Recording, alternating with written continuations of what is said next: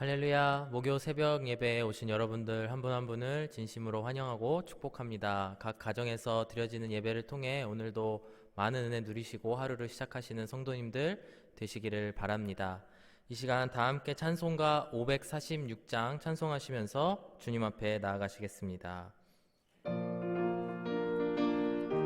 다 같이 박수 치시면서 찬양하겠습니다. 주님 약속하신 말씀 위에서, 주님 약속하신 말씀 위에서 영원토록 주를 찬송하리라. 소리 높여 주께 영광 돌리며 약속 믿고 굳게 서리라. 굳게 서리, 영원하신 말씀 위에 굳게 서리. 굳게 서리, 그 말씀 위에 굳게 서리라. 주님 약속하신 말씀 위에서 세상 염려 내게 엄습할 때에 용감하게 힘써 싸워 이기며 약속 믿고 굳게 서리라.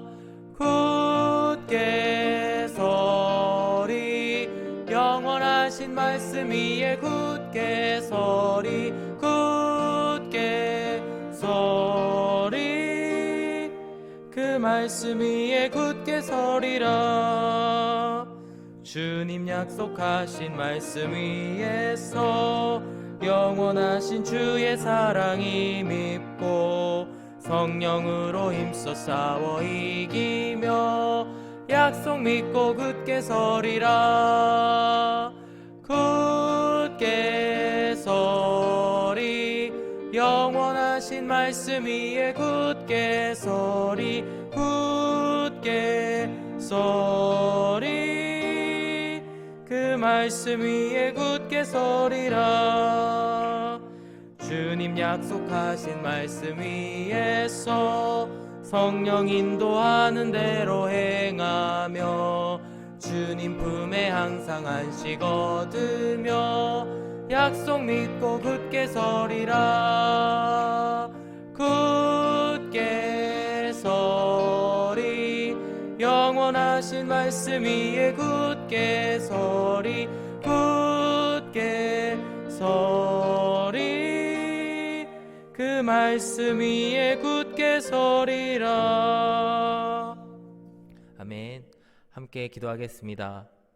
사랑이 많으신 하나님 아버지, 감사합니다.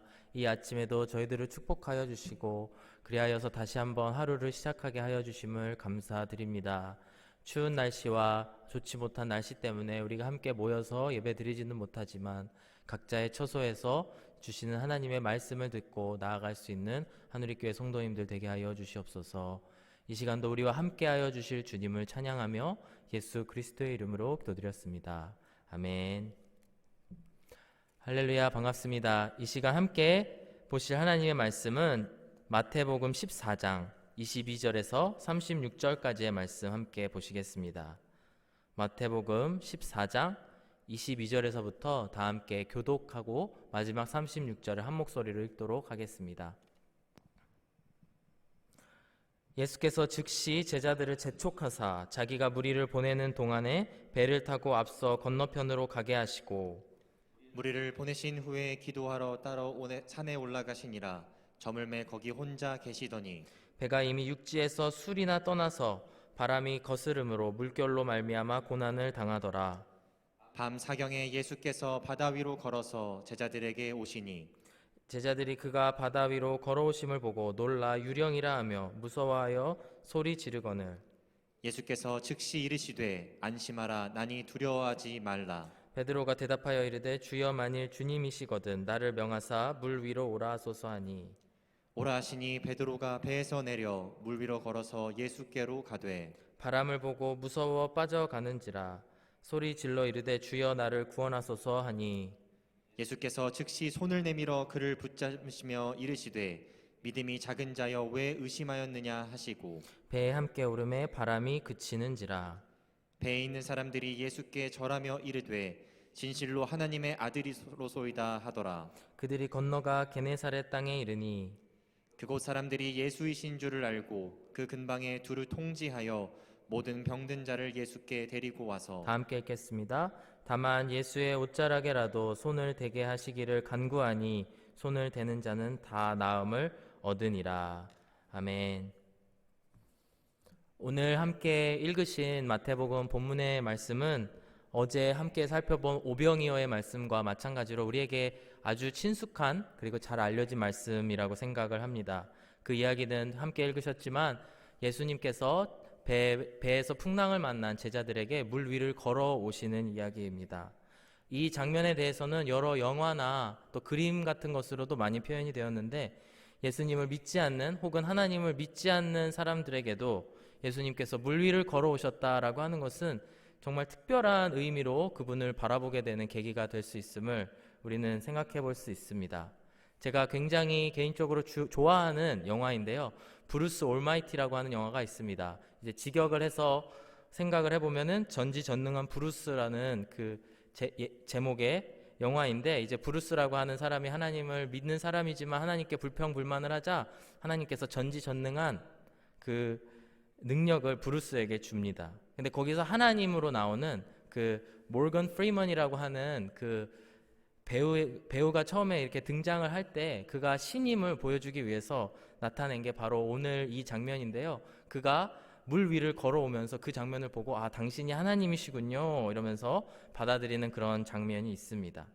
저도 어렸을 적에 그 성경 학교를 다니면서 주일 학교를 다니면서 이 사건에 대해서 이 예수님의 기적에 대해서 여러 번 말씀을 통해 들었지만 저는 이 말씀이 아주 단편적인 그런 예수님의 그 능력을 나타내는 이야기라고 예전에는 생각을 했습니다. 하지만 전후 맥락을 함께 살펴보았을 때에 오늘 마태복음 말씀에도 그러고 다른 복음서의 말씀에도 그렇지만 이 오늘 우리가 함께 읽은 예수님의 이야기는 오병이어의 그 이야기에 이어서 나오는 말씀이라는 것을 우리는 오늘 눈여겨보아야 합니다. 오병이어 사건을 일으키시고 그것으로 말미암아 많은 사람들이 예수님이 바로 하나님의 아들이심을 아는 그 표적을 바라보고 나서 예수님께서는 제자들로 하여금 그 여러 사람들과 분리를 시키시면서 배를 타고 떠나가게 하시고 그 배를 탄 그 배가 풍랑을 맞이하게 되고 이제 예수님께서 물 위를 걸어가서 그들을 구원해 주시는 그런 모습들을 우리는 일련의 사건으로 생각해 볼 수가 있습니다. 이제 오병이어의 사건과 마찬가지로 오늘 이 물 위를 걸어오시는 예수님의 사건 또한 예수님의 표적의 말씀으로 우리가 잘 알고 있습니다. 예수님의 표적이란 예수님께서 하나님의 아들이심을 나타내는 그 사인, 그것을 봄으로 말미암아 많은 사람들이 예수님을 따라가고 예수님을 하나님의 아들로 또 전지전능하신 하나님으로 인정할 수밖에 없는 그런 이야기라고 하는 것입니다. 그렇다면 오늘 본문을 통해서 우리가 알 수 있는 예수님은 어떤 분이실까요? 우리가 함께 그 말씀을 살펴보시면서 오늘 은혜 나누기를 원합니다. 우선 첫 번째로 오늘 본문을 통해서 우리가 알 수 있는 예수님은 바로 질서를 중요시 여기시는 하나님이시라는 것입니다. 즉 성부, 성자, 성령 하나님의 그 질서를 아주 중요시 여기시는 분입니다. 22절을 함께 읽어보실까요? 예수께서 즉시 제자들을 재촉하사 자기가 무리를 보내는 동안에 배를 타고 앞서 건너편으로 가게 하시고 이렇게 말씀을 합니다. 예수께서 오병이어 사건을 일으키신 이후에 제자들을 재촉하시고 바로 무리들을 떠나서 배를 타고 가라 이렇게 말씀을 하고 계십니다. 예수님께서는 철저하게 제자들로 말미암아 그 무리 예수님을 따라오는 많은 무리들로 하여금 분리를 시키고 계십니다. 재촉을 하심으로 말미암아 빨리 가라 하시면서 시간적으로도 그들과 많은 시간을 보내지 않게 하고 계시고요. 또 무리를 떠나서 제자들을 배에 태워 보내시는 걸 보시면서 우리는 알 수 있는 것이 공간적으로 이 제자들과 그 다음에 무리들을 분리시키고 계시는 것입니다. 그렇다면 예수님께서는 왜 이런 일들을 하셨을까요? 같은 본문의 말씀인 이제 요한복음에 나오는 오병이어에서 오늘의 본문으로 넘어오는 이야기를 함께 살펴보실 텐데 요한복음 6장 15절 말씀에 이렇게 말씀하고 있습니다. 그러므로 예수께서 그들이 와서 자기를 억지로 붙들어 임금으로 삼으려는 줄을 아시고 다시 혼자 산으로 떠나가시니라. 이렇게 이 장면을 표현을 하고 계십니다. 그리고 예수님께서는 홀로 기도하러 산으로 올라가고 계시는 장면입니다. 예수님께서는 왜 이런 일들을 행하셨을까요? 그 이유는 바로 아직은 예수님께서 영광을 받으실 때가 이르지 않았다라는 것을 예수님께서 우리에게도 가르쳐 주시고 제자들에게도 가르쳐 주시기 위함입니다. 성자께서는 이 땅에 그냥 오신 분이 아니십니다. 그분은 분명 성부 하나님 그리고 성령 하나님과의 모든 질서 가운데에 이 땅에 때를 맞춰서 오신 분이다라는 것입니다. 그렇기 때문에 사람들이 예수님의 그 능력, 표적을, 기적을 보면서 그를 임금으로 삼고 영광을 올려드리려고 하였을 때에 예수님께서는 아직 때가 이르지 아니하였기 때문에 그것을 잠잠히 하시고 또 제자들로 말미암아 그 사건 가운데 휩쓸리지 않게 하시기 위해서 그렇게 하신 것입니다. 그렇다면 예수님께서 메시아임을 드러내야 될 때는 언제일까요? 다 잘 아시죠? 바로 예수님께서 십자가에 달려 돌아가심으로 말미암아 우리의 죄를 모두 대속하신 이후에 비로소 성자께서 영광을 받으시기에 합당한 타이밍이라고 하는 것입니다. 그리고 그때에는 비로소 모든 것이 계시가 되고 모든 것이 밝혀졌을 때에는 사람들이 소란스러워했지만 예수님께서는 그것을 문제시 여기지 않으셨습니다. 제자들도 놀라서 당황하였고 예수님께서 돌아가시는 모습을 보고 놀랐지만 전혀 개의치 않으셨다라고 하는 것입니다. 하지만 오늘의 장면으로 보았을 때에 아직도 아버지의 때가 이르지 아니하였고 그래서 그 때를 기다리고 그 때까지는 잠잠히 있어야 됨을 오늘 예수님께서는 몸소 보여주고 계십니다. 그러면서 23절을 보실 텐데요. 앞부분을 보시면 무리를 보내신 후에 기도하러 따로 산에 올라가시니라. 제자들과 무리들을 분리시키신 후에 예수님께서는 기도하러 가십니다. 기도를 했다는 것이 무슨 뜻입니까? 바로 하늘에 계신 하나님 아버지와 소통을 하시고 대화를 하시고 또 하나님의 뜻이 무엇인지를 구하고 그 뜻을 확증하셨다라는 것입니다. 마태복음을 보시면은 이러한 장면들이 종종 우리가 살펴볼 수가 있습니다. 예수님께서 기도를 하시고 또 그 이후에 예수님의 그 사역적인 중요한 결정들, 중요한 사건들이 일어나고 그런 장면들을 볼 수가 있는데 우리가 금요 예배 때 살펴보고 있지만 마태복음 4장의 말씀을 보시면 예수님께서 광야로 나아가셔서 그곳에서 40일 동안 금식을 하시면서 하나님과 교제를 하십니다. 마귀가 그 가운데에서 시험을 하지만 그 마귀의 시험을 이겨내시고 예수님께서는 40일의 그 모든 과정을 금식을 마치시고 다시 돌아오십니다. 그 이후에 예수님께서는 4장 12절 이후의 말씀을 보시면은 예수님의 공생애를 공식적으로 시작을 하십니다.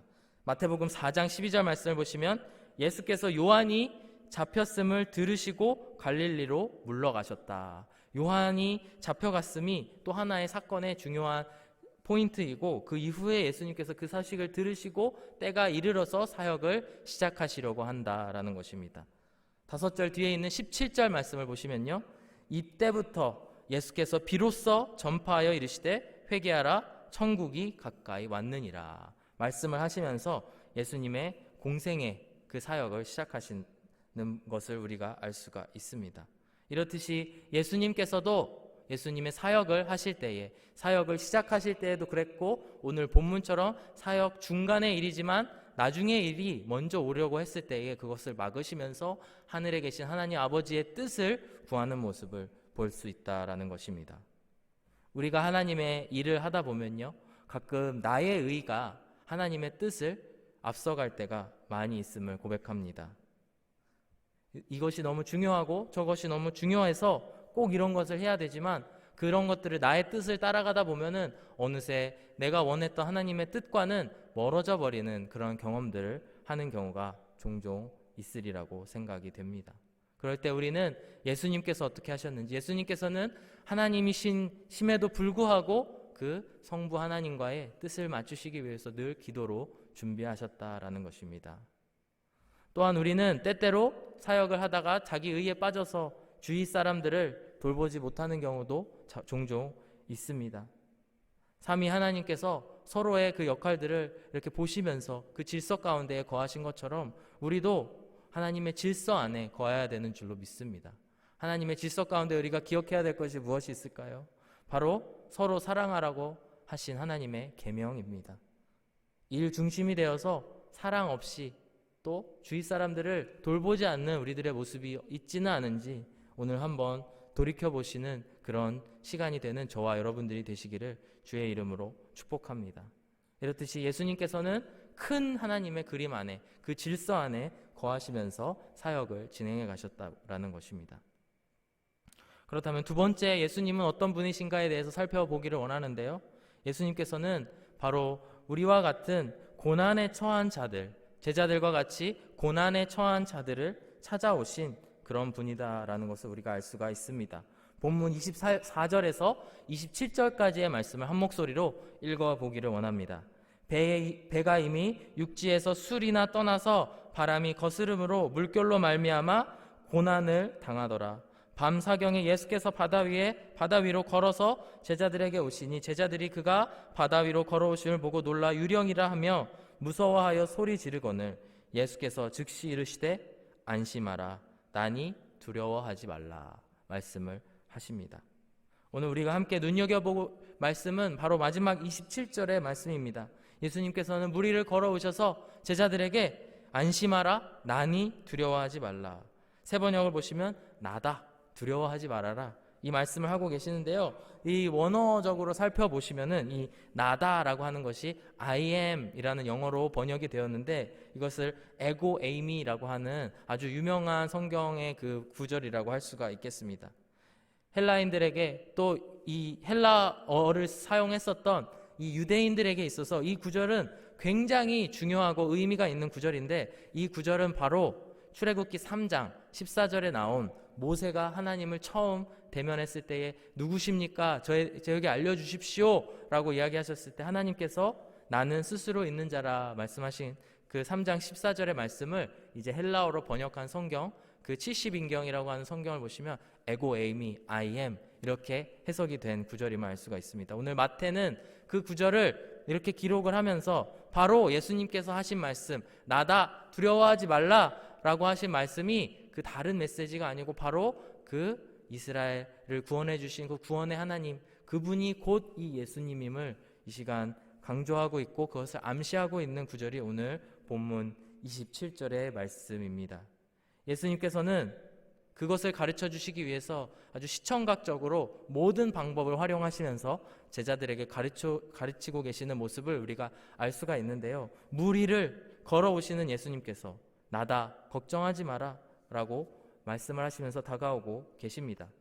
이스라엘 민족에게 있어서 물에 대한 추억, 그 조상들의 물에 대한 기록들이 있는데 가장 임팩트가 크고 중요한 사건이 뭐냐면 바로 홍해를 건넌 그 사건이라고 할 수가 있습니다.